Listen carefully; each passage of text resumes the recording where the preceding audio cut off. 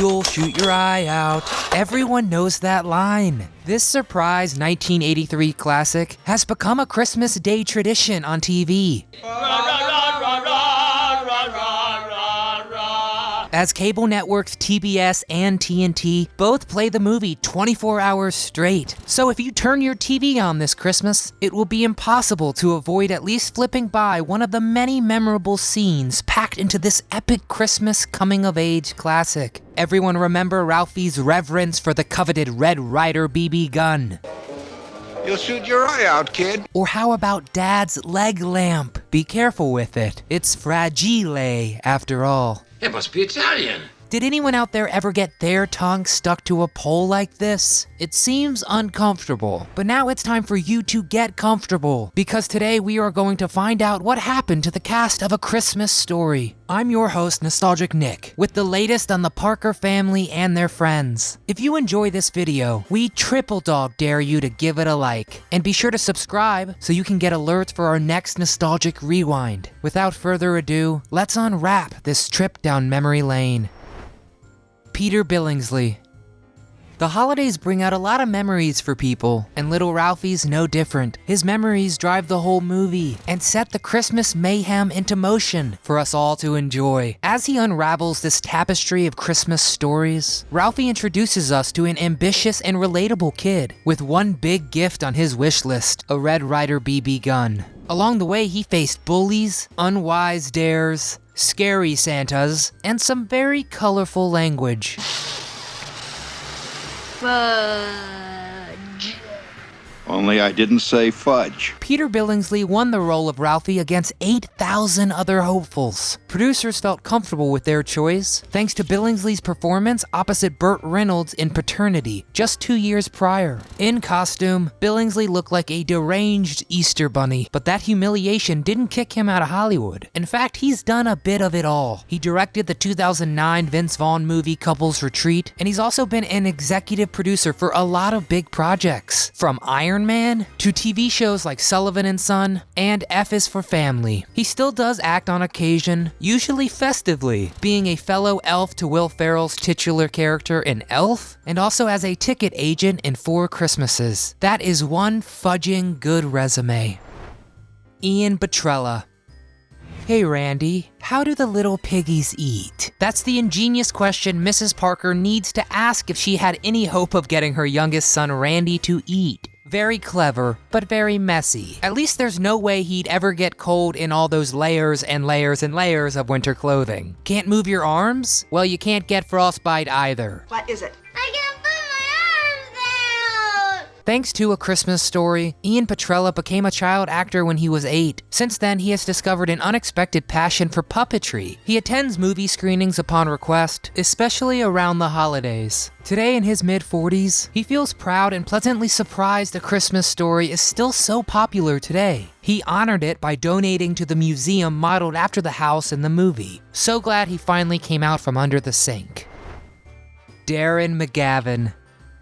In this corner, we have a broken furnace, and in the opposite corner, we have Old Man Parker, wielding a very risque table lamp and no amount of love for the neighbor's dogs, which, if they ruined my Christmas dinner, I'd be furious as well. A lot of Ralphie's memories center around his father's antics, and even though Darren McGavin brought his trademark gruff attitude to A Christmas Story, the old man could actually be surprising, like caving in and getting Ralphie the ever-dangerous but desired BB gun. Hey, that's funny. What's that over there behind the desk? And this wouldn't be the last time McGavin broke his acting mold. The sailor-mouthed actor went on to play Adam Sandler's dad in Billy Madison. McGavin was well known before A Christmas Story as Oliver Spencer in the $6 Million Man pilot movie. And if you're a fan of Lee Majors and company, check out that cast rewind next. McGavin also played the iconic Carl Kolchak in the Night Stalker series. Fans consider it to be the role he was born to play. And even though he died in 2006 at age 83, his influence carries on thanks to Kolchak, which inspired Buffy the Vampire Slayer and Men in Black. Melinda Dillon. This hardworking mom won't tolerate any foul language from her boys. She won't hesitate to wash your mouth out with soap, but she doesn't care too much about getting even with some bullies. That is the ugliest lamp I have ever seen in my entire life! Fun fact, at the Chinese restaurant, Dillon was purposely given the wrong script, so she had no idea the duck would lose its head in front of her. When she's not smashing novelty leg table lamps, Melinda Dillon could be seen racking up more and more movie roles. She'd already been nominated for 2 Oscars, one for Close Encounters of the Third Kind, and then one for 1982's Absence of Malice. Dillon shined in all sorts of genres, but she was so terrific in comedies. She faced 8-foot-tall beasts in Harry and the Hendersons, and the horrible reality it was eating her favorite potted plants. After one powerful career, she retired in 2007, her last gig being 3 episodes of Heartland. Today at 81, hopefully she's taking it easy, just watching the snowfall. Scott Schwartz.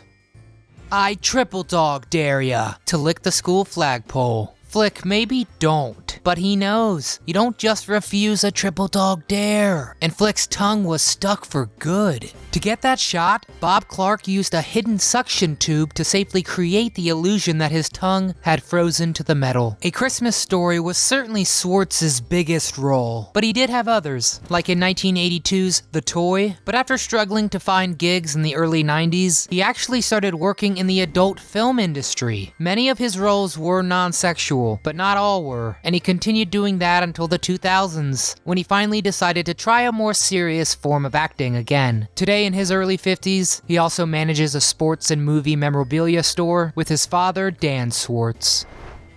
R.D. Robb. Ralphie's friend Schwartz, not Scott Schwartz who played Flick, stuck with him through all of Scut Farkus's bullying. Holy smokes! But he also caused a bit of trouble with that triple dog dare of his, and he must have some kind of reputation, since the parents believe it was he who taught Ralphie how to swear like a sailor. At least Schwartz didn't go blind from soap poisoning. His actor, R.D. Robb, led a humble but busy acting career that put him in a bit of everything, from roles in Matilda to smooching with Marcia Brady in 1995's The Brady Bunch movie. And if you're a Brady fan, we have a behind-the-scenes video of that classic sitcom. R.D. Robb also directed an interesting movie, or so they say. In 1995, Robb directed both Tobey Maguire and Leonardo DiCaprio in an indie flick called Don's Plum. But Leo and Toby sued to prevent the film from being distributed. The sides agreed out of court, and the film was never released in Canada or the US. But you can go to freedonsplum.com to email for a link if you're curious. That was Robb's sole directing job, but currently in his late 40s, he's still acting, most recently in 3 episodes of The Goldbergs. Robb is also an executive producer of the popular freeform show SIREN. He is a hustler for sure. Zack Ward. Every hero needs an adversary. For Ralphie and his crew, it was Scut Farkus. What, are you gonna cry now?